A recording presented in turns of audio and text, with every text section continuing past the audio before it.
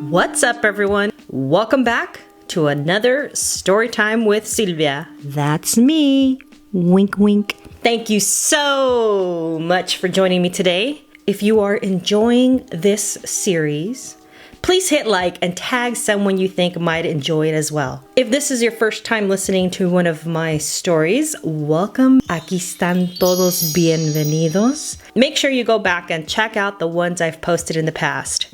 Most of my stories are about my first generation Mexican-American upbringing, time with my abuelos, personal experiences, y más. Enough of that. Let's get to the story. Today's story time is De la Ciudad a Cowtown. I lived in the South Bay for many years, and walking to school, the park, la panaderia daily, and my softball games on the weekends was normal. Thinking back to how overprotective my father was, how did he get himself to let us walk all over town like that? What if El Cucuy or El Robachicos jumped out and took us? I guess my parents didn't really have a choice since both worked more than a 9-to-5 job. In a way, it was a sense of freedom to walk everywhere since we couldn't do anything like go to our friend's house, school functions, and dances. Y menos spend the night at a friend's house. Ni pa' qué preguntar. Guáchale que ahí viene la chancla voladora.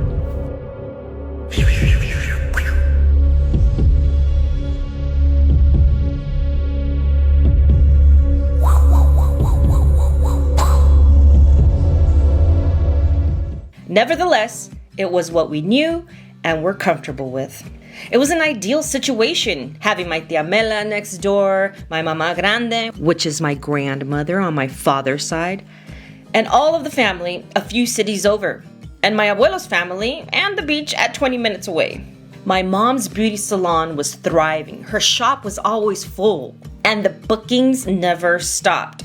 My dad's side job had the phone constantly ringing with people wanting to get their carpets cleaned. I was the secretary. I should do a story time on that. Man, why didn't I get paid when I was young? Shoo. But from one moment to the next, things began to change. My dad's full-time job decided to transfer to another city, an hour away on a good day. We all know LA traffic. He was given the option to move with them as a foreman, and well, he took it.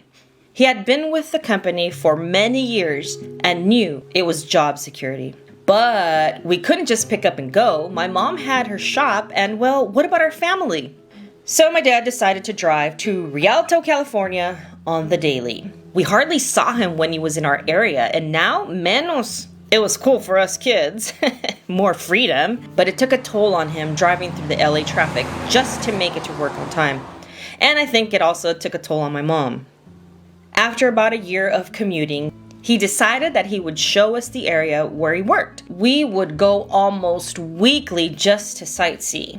But there was hardly anything to see. It was very hot, and the area had a lot of empty fields.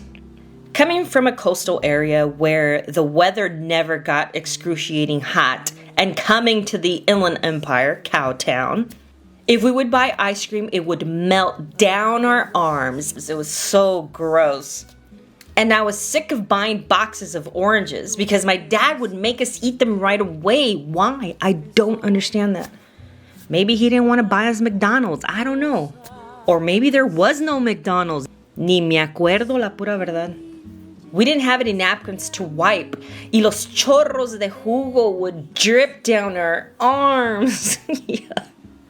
Ay, sí, soy de rancho. Sí, señor, yo soy de rancho. Soy de botas y a caballo. Soy nacido y criado en el monte, en barrancos y brechas. Me la he navegado, el olor a ganado, costales de mota, el cantar de los gallos. We would be sticky all the way home. Many of the homes had huge backyards with livestock. So I dreaded the days where my dad would take us to visit Cowtown. Before we knew it, a realtor began to join us on our trips, and eventually we found a house my dad just loved. My mom didn't like it at all. It was an old hacienda-looking house on an acre and a half, and a brush fence covered the house so you couldn't even tell it was there. My dad, though, was so hyped about it. He had so many plans for the house, and he convinced my mom somehow to move. So we began to pack. Eventually we moved and things were so different.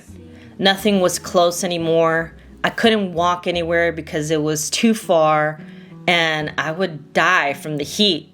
But I did walk one day from Rialto to Fontana because my parents didn't pick me up from school. I don't know if they forgot or they just went on a trip. ¿Qué pasó? Andaban de parranda, no sé. My shoes felt like they were melting. And then I saw a mirage of a liquor store where I could get a nice cold soda. But it wasn't a mirage. It was real. The problem was I had no money on me.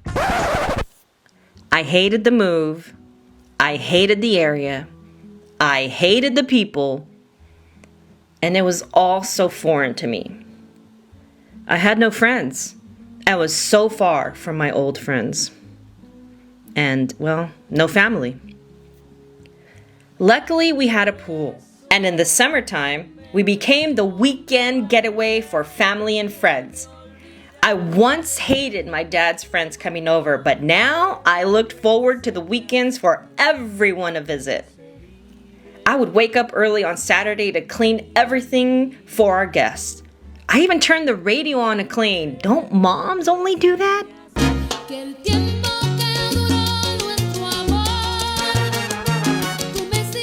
My dad bought me a horse and a scooter, which also helped me with the move. I was sure to give our guests a horse ride, and then I would ride them down the street with my scooter. Y sin licencia, eh? I was in Cowtown, and who was gonna pull me over? What a treat it was to have family over. Nunca sabes lo que tienes hasta que lo pierdes.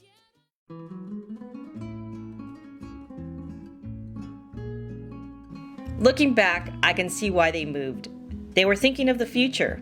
My feelings are still valid, but I must admit that I'm glad we moved. I'm at peace with it. Eventually, a lot of my family moved this way. I met my husband and had 2 beautiful children, and we have built a beautiful home in Cowtown.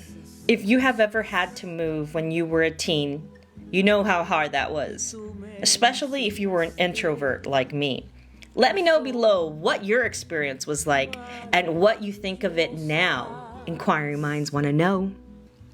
Yeah, I'm nosy like that. Thank you so much for joining me. I hope you enjoyed it. Join me next time on Storytime with Silvia, and I'll see you, you'll hear me in the next one. Peace. Check out this clip of one of those family visits. You will know why I looked forward to them all the time.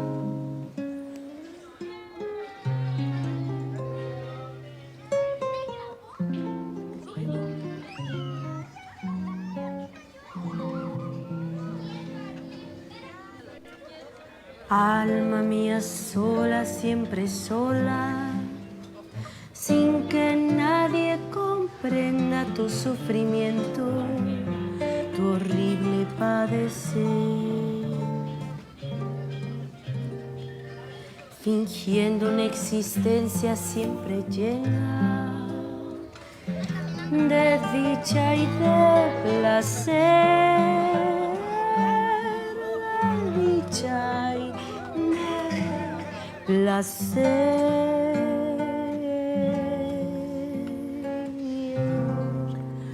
Si yo encontrara un alma como la mía,